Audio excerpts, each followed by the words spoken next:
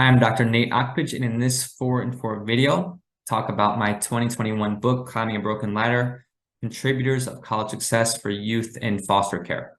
So the reason I wrote this book was really to take a deep dive in understanding what helps and what hinders college success for youth with foster care experience. On the higher education side, students with care histories are a small and often hidden group that historically haven't received much attention from higher ed administrators, even though they face significant barriers to finishing a degree.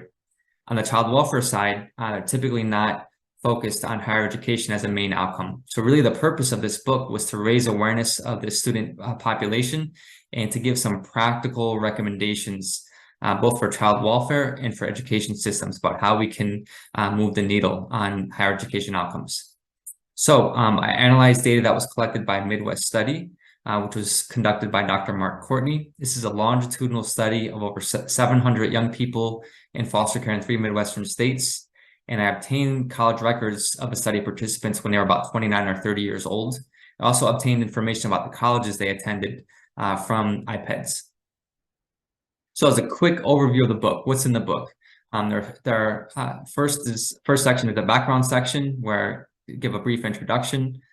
First chapter highlights some of the main child welfare policies that pertain to young people in foster care or pursuing higher education. I also talk about some of the unique challenges that students with care histories face in their college journey. Chapter 2 provides information about the Midwest Study data. Then we move into the findings section, which is the main section of the book.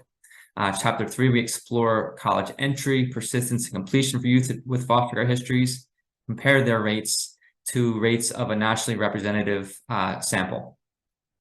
Chapter 4, we look at different patterns of enrollment that young people with care histories make through college. Some go right into college all the way to earn a degree. Many of them have a more circuitous route. Going into chapter 5, 6, and 7, these look at what are the different youth characteristics, different factors, different institutional level factors that influence whether or not young people go to college, whether they make it through their first year, and whether they ultimately complete a degree. Chapter 8 and chapter 9 are kind of special topic chapters.